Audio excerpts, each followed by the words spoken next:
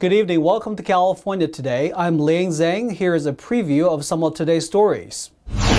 Some California politicians still refuse to lift the state of emergency. Lawmakers struck down a bill that would have lifted the governor's 2-year-long declaration. Los Angeles parents gathered at a local teachers union demanding mask removal and accountability. The protest comes after the state lifted its mandates, but LA kids are still required to mask at school. And California's governor signed into law a bill that would lift the enrollment cap of a university so students can attend school. This is after a recent court ruling and a lawsuit demanding fewer students be enrolled. For weeks, Governor Gavin Newsom teased that California would soon shift to a post-COVID state. But despite the talk about learning to live with an endemic virus, the governor and some lawmakers alike are not lifting the state of emergency. State lawmakers in the Senate shot down a resolution that would end California's pandemic-related state of emergency on Tuesday. The bill, Senate Concurrent Resolution 5, was first introduced in December of 2020 by Senator Melissa Melendez. It is time for the legislature to reassert its constitutional authority as the legislative body of this state and end this endless emergency. Melendez said the state of emergency has given the governor too much power and noted 29 other states have already ended their emergencies.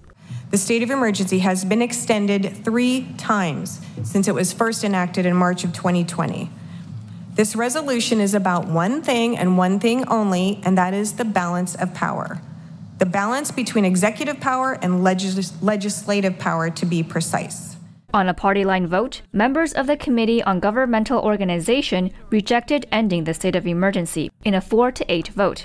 The committee chairman agreed to grant the resolution reconsideration, meaning it can be brought back for another vote later this year. The existing state of emergency proclaimed by the governor is absolutely important to ensure that the state can quickly and efficiently continue to respond to the COVID-19 pandemic and be prepared for possible future variants and surges. Following the vote, a spokesperson for the governor said in a statement, elected officials should focus on what best serves their constituents and stop with the political theater. The state will continue to be guided by the latest science and data as we respond to the evolving pandemic. In late February, Newsom ended 95% of his executive orders related to the CCP virus, also known as COVID-19. Of the 33 remaining orders, 18 of them will end on March 31st, while the other 15 will end on June 30th. However, the COVID state of emergency remains in place. California officially lifted its school mask mandate last Saturday, but students in Los Angeles are still masked inside the classroom. Parents protested outside of Los Angeles Teachers Union building, who they say are to blame for their children's faces, are still being covered up. On Tuesday, a group of Los Angeles parents rallied outside the Teachers Union headquarters. They demanded an end to mask requirements for the CCP virus, also known as COVID-19, which they say are being kept in place by the Teachers Union, UTLA. Okay, so UTLA is basically the thorn in most parents' side for the last 2.5 years. They have basically held up the education of the kids of LAUSD. Every step of the way, they've stood in the way of getting the kids back to school. Along with the state, Los Angeles County officially lifted the indoor mask-wearing requirements at schools. The LA Unified School District, however, has kept the requirement in place. Rosenthal says it's in place because of labor negotiations. So this is all a negotiation tactic, it's a stalling tactic, it's a power grab, basically. Our kids are not hostages. We're not negotiating for our kids. We want the kids to get their masks off. Other parents say their children are being bullied for resisting wearing masks. My daughter actually attempted to take off her mask. She got bullied. They had security guards, they had police officers there, the entire school board members were there, and they just weren't allowed.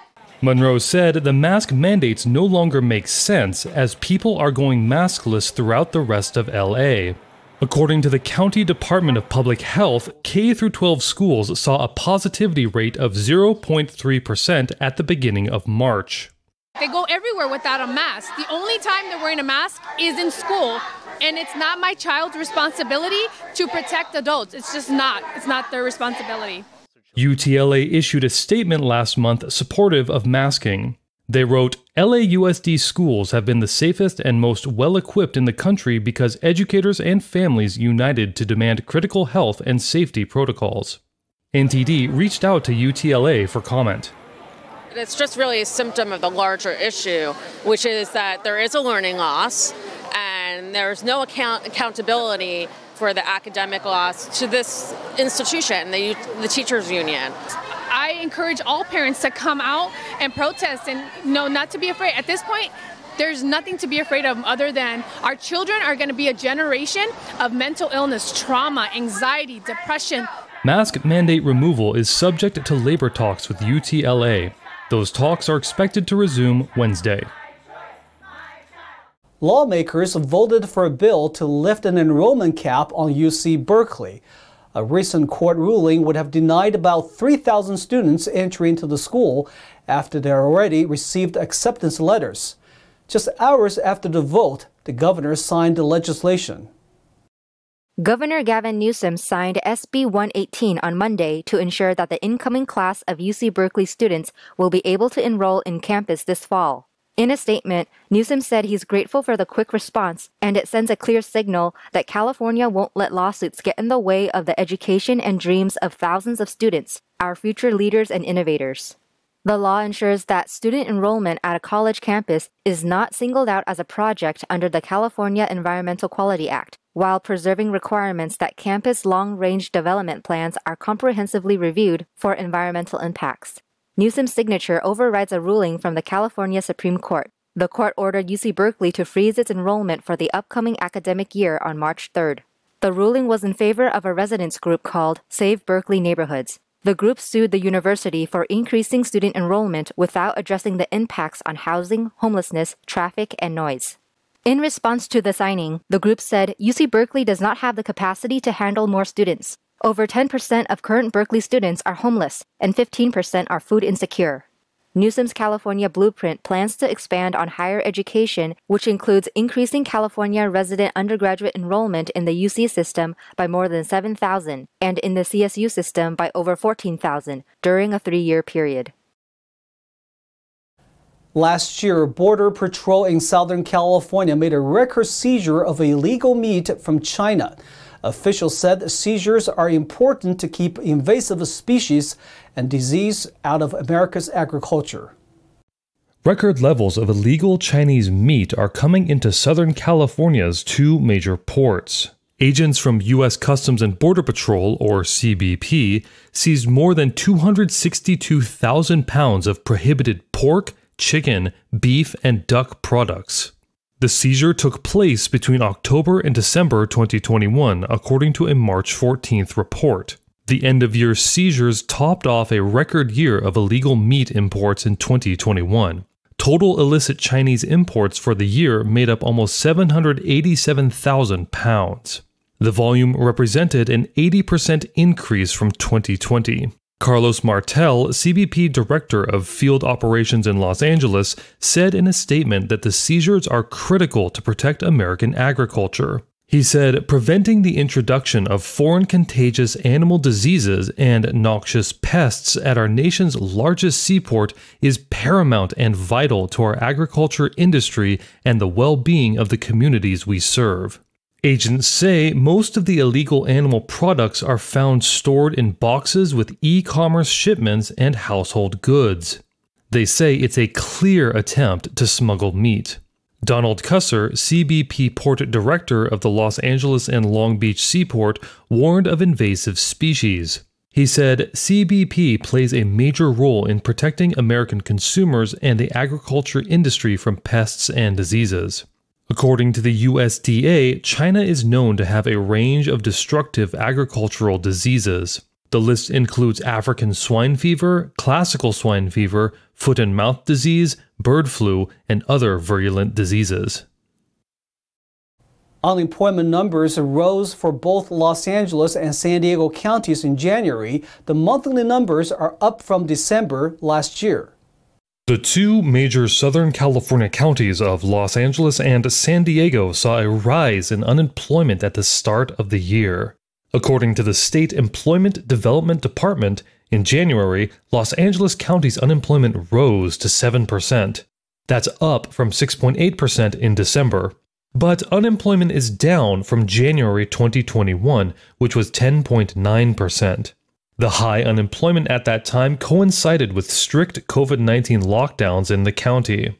In total, LA County lost about 75,000 non-farm jobs in the beginning of the year. San Diego County's unemployment increased to 4.7% for the same time period.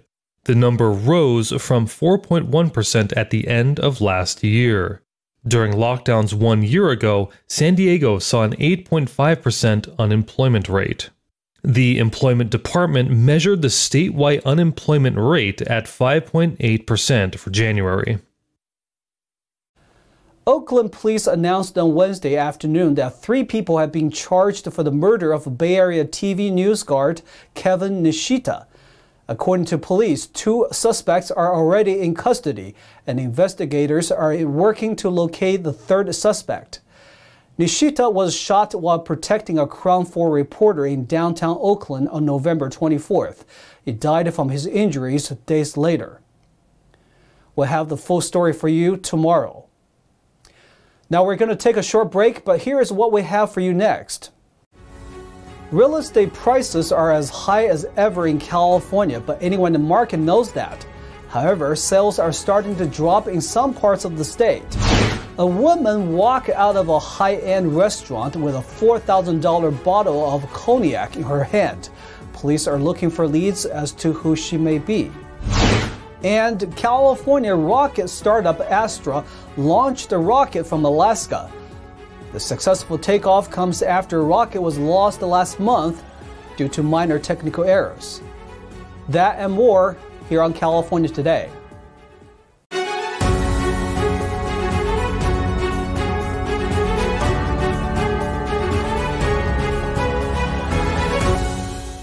For anyone who is in the real estate market will know California's housing prices are higher than ever. But according to a recent report, sales are starting to slow down in some areas. Here are the numbers. Anyone buying or selling real estate in California knows prices are high. A recent report from the California Association of Realtors listed February's median prices for the state. The Bay Area led the Golden State for high prices. All Bay Area counties saw both monthly and yearly prices up. Top median prices were found in San Mateo County at $2.1 million. Marin County saw the biggest increase in sales, with almost 40% more houses sold from January to February. But the county's sales are down by 22% compared to last February. The Bay Area's lowest prices were in Solano County at just over $600,000. Southern California was comparably more affordable. Orange County led with median prices of $1.26 million. San Diego came in second at $888,000. Almost every Southern California county saw both monthly and yearly sales drop. Only San Diego increased in monthly sales. Orange County house sales dropped by 26% compared to last February. Other notable California counties were Lassen with the lowest median price of $239,000. Nearby Plumas County saw the most significant drop in sales, down 59% from January and 62% from last February. Glenn County saw the most new monthly sales, up nearly 43%. 2 developers are transforming properties into homeless shelters in California, hoping to address one of the state's most visible issues. But some critics say the initiative is just a short-term solution. NTD's Andrew Thomas has more. Property developers Ryan and Jeremy Ogilnick converted an industrial space in Santa Ana in 28 days. They did the same with properties in neighboring Anaheim and Fullerton in a matter of months. They are due to open yet another remodeled Santa Ana site next week. The model is fairly simple. We'll take vacant warehouses, vacant office buildings, and no different than building out tenant improvements for an insurance company, a tech company, and within 30 to, depends on the magnitude of the build out, between 30 days and 9 months, we can build out a fully operating shelter. Orange County has a homeless population of some 7,000 people, nearly 60% of them unsheltered. 2 residents found the Fullerton shelter friendlier than others where they have stayed. They're giving me the tools that I need and the right mindset that I'm going to need to be able to succeed on my own and to do everything for myself. Jennifer Payek, 57, became homeless after her husband died, before she found her way to the Fullerton Navigation Center. Everybody here, to me, they're very nice. Everybody. So I just love the people here. I don't mind staying whatever, but I do need to get some privacy, so I really do need to move to a private room. Quick and efficient as these shelters may be, they are only a short-term fix. Some critics are concerned Orange County doesn't have a permanent solution. The focus really has been of many of the cities of Orange County in recognizing that there's a problem, talking through solutions to the problem, and then going for the quick fix to the visibility and not the permanent solution to the problem. According to a 2021 study by the National Low-Income Housing Coalition, the United States was about 7 million units short of sufficient affordable housing. Andrew Thomas, NTD News. California thieves are stealing whatever they can get their hands on. Recently, a woman was caught swiping a century-old bottle of liquor from a steakhouse in the Bay Area.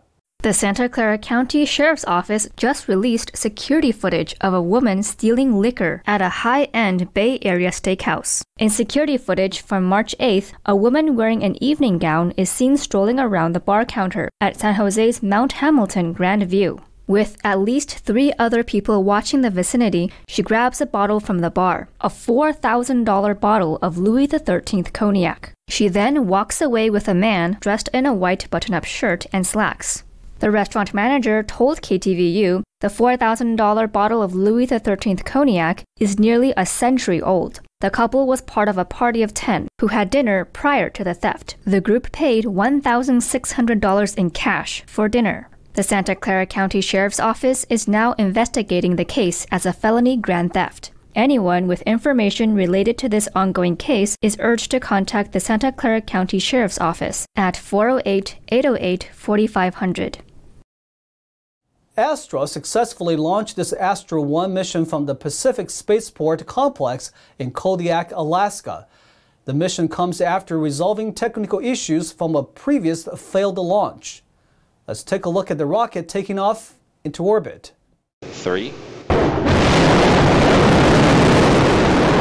motion. First. Vehicle has cleared the tower.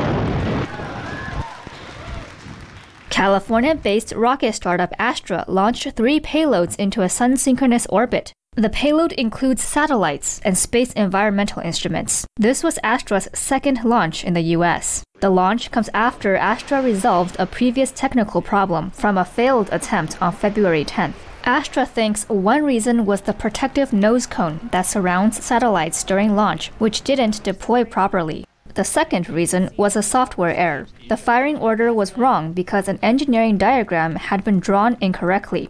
Astra has since corrected the diagram and upgraded its software. The February 10th launch was Astra's 5th ever orbital mission, and its first from the contiguous United States. In 2020, Astra was among 3 companies picked by NASA to launch small satellites. The company was founded in 2016 in Alameda, California. Now for a sports update from NTD's Thomas Christian.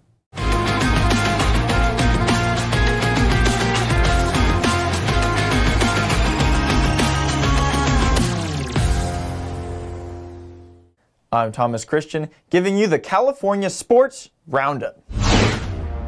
All 3 of California's NHL teams played last night, but none ended with the results they wanted.